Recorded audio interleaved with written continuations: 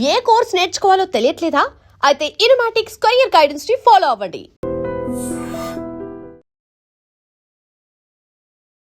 నమస్తే, welcome to I dream. నేను వలి. ఇళయ దళపతి విజయ్ తమిళనాడు ముఖ్యమంత్రి. విజయ్కి మద్దతు పెరుగుతోంది ప్రస్తుతం. అంటే ఆయన ముఖ్యమంత్రి అవటానికి ఎంత ఇబ్బంది పడ్డాడో మనం చూసాం. ముఖ్యమంత్రిగా ప్రమాణ స్వీకారం చేయడానికి ముందు ఎంత డ్రామా నడిచిందో మనం చూసాం.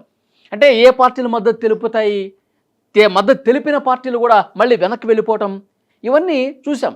కానీ ఎప్పుడైతే 120 మంది ఎమ్మెల్యేల మద్దతు వచ్చిన తర్వాత, ముఖ్యమంత్రిగా ప్రమాణ స్వీకారం అయిపోయిన తర్వాత, ఇప్పుడు ఇతర పార్టీల్లో ఉన్నటువంటి ఎమ్మెల్యేలు కూడా మద్దతు తెలిపేందుకు రెడీ అయిపోయినట్టుగా తెలుస్తోంది.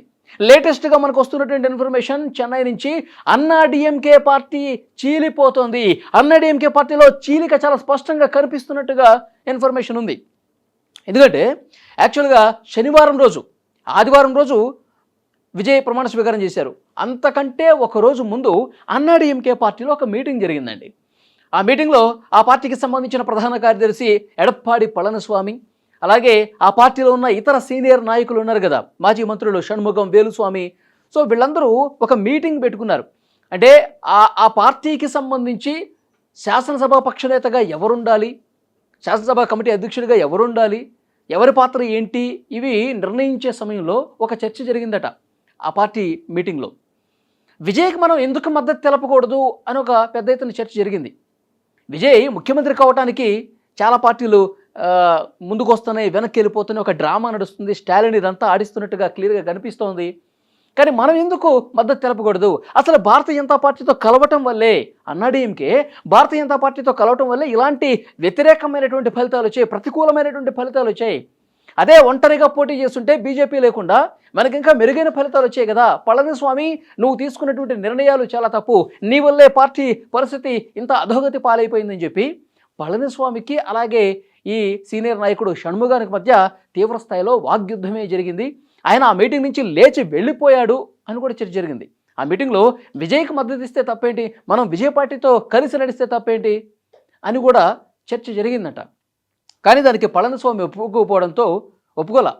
వెంటనే ఆ మీటింగ్ నుంచి ఉన్న పళంగా ఈ షణ్ముగం, వేలుస్వామి, ఇంకా ఆయన తరఫున ఉన్నటువంటి దాదాపు 30 మంది వరకు కూడా బయటకు వచ్చేసారంట. వచ్చేసిన తర్వాత వెంటనే ఈ షణ్ముగం ఇంట్లో ఇంకొక ఆఫీసులో మీటింగ్ పెట్టుకున్నారు. వీళ్ళు పళనిస్వామి వ్యతిరేక వర్గం మీటింగ్ పెట్టుకుంది.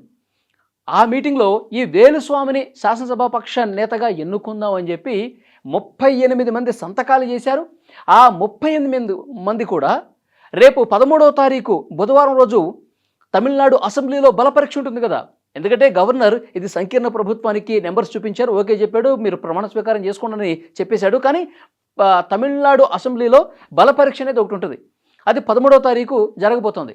13వ తారీఖు బలపరీక్షలో కూడా అన్నా డిఎంకేని ఇప్పుడు వ్యతిరేకిస్తున్నటువంటి ఆ పార్టీ నేతలు ఎవరైతే ఉన్నారో, పళనిస్వామిని వ్యతిరేకిస్తున్నటువంటి వర్గం ఏదైతే ఉందో, దాదాపు 38 మంది వీళ్ళు విజయ్కి మద్దతు తెలిపే అవకాశం ఉన్నట్టుగా తెలుస్తోంది. ఇప్పుడు 120 మంది ఉన్నారు విజయ్తో కలుపుకొని.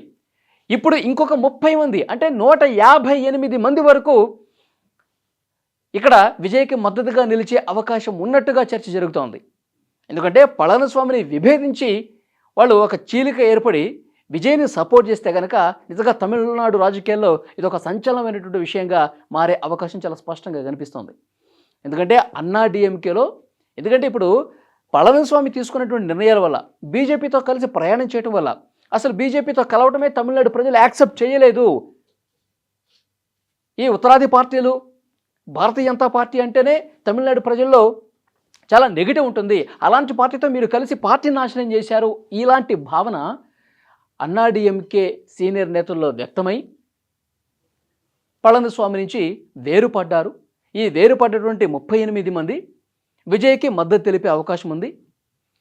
భవిష్యత్తులో ఈ 38 మంది కూడా అన్నా డిఎంకే శాసనసభ పక్షాన్ని టీవీకేలో విలీనం చేసినా చేయొచ్చు అని ఒక చర్చ జరుగుతోంది భవిష్యత్తులో. ఎందుకంటే బీజేపీతో కలవటం వల్ల అటు మనం అధికారానికి చేరుకోలేకపోయాం, ప్రధాన ప్రతిపక్ష పాత్ర లేదు. ఎందుకంటే డిఎంకే రెండో పెద్ద పార్టీగా ప్రధాన ప్రతిపక్ష పాత్ర పోషిస్తోంది.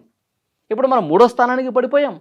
ఇక ఇలా ఉంటే రాజకీయ భవిష్యత్తే మనకు ఉండదని చెప్పి అన్నాడీఎంకేలో పళనిస్వామితో విభేదించినటువంటి నాయకులందరూ కూడా టీబీకేతో కలవబోతున్నారు. భవిష్యత్తులో మొత్తం ఆ పార్టీ శాసనసభ పక్షాన్ని విలీనం చేసినా ఆశ్చర్యపోవాల్సిన పని లేదు. నిజంగా అలాంటి విలీనమే జరిగితే 158 మంది ఎమ్మెల్యేల మద్దతుతో తిరుగులేనటువంటి మెజారిటీతో 5 సంవత్సరాల పాటు గుండె మీద చేయి వేసుకొని హ్యాపీగా పాలన సాగించేయచ్చు విజయ్. ఇప్పుడు ఆయన ముఖ్యమంత్రి కావడానికి ఎంత ఇబ్బంది పడ్డాడో మనం చూసాం. ఎట్లా ముఖ్యమంత్రి అయ్యాడో లేదో ఇతర పార్టీల్లో ఉన్నటువంటి నేతల మద్దతు కూడా ఇప్పుడు విజయ్కి లభిస్తోంది.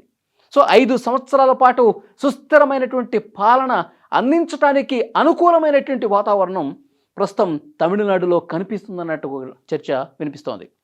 సో చూడాలి, పరిణామాలు చాలా వేగంగా మారిపోతున్నాయి. ఈరోజు తమిళనాడు అసెంబ్లీలో ఎమ్మెల్యేల ప్రమాణ స్వీకారం అనేది జరుగుతోంది. సో ఇంకొక రోజులో ఈ బల పరీక్ష కూడా ఉంటుంది. ఆ బల పరీక్షలో అనూహ్యమైనటువంటి సంచలనమైనటువంటి నిర్ణయాలు కూడా జరిగి ఆ బల పరీక్ష సంచలనాలకు వేదిక కాబోతోంది. పెద్ద ఎత్తున విజయ్కి మద్దతు లభించబోతోంది అన్న ఒక చర్చ అయితే చాలా బలంగా అనిపిస్తుంది. చూద్దాం, ఈ అన్నాడీఎంకేలో వచ్చినటువంటి చీలిక మళ్ళీ ఏమైనా సద్దుమణిగి వాళ్ళు కాంప్రమైజ్ అయిపోయి ఇప్పుడు ఇతను ఎవరు షణ్ముగం అనే వ్యక్తి వేలుస్వామిని శాసనసభాపక్ష నేతగా చేద్దాము అంటున్నాడు. కాబట్టి ఇక పళనిస్వామి పాత్ర పరిమితం చేసేసి అన్నాడీఎంకేలో షణ్ముగం ఏమన్నా కీ రోల్ పోషించే అవకాశం ఉందా?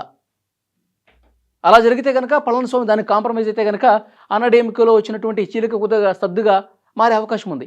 లేదు, నేనే ఉండాలి అని పళనిస్వామి నేను చెప్పినట్టే వినాలి అని పట్టుకొని కూర్చుంటే మాత్రం డెఫినెట్గా చీలిక వస్తుంది.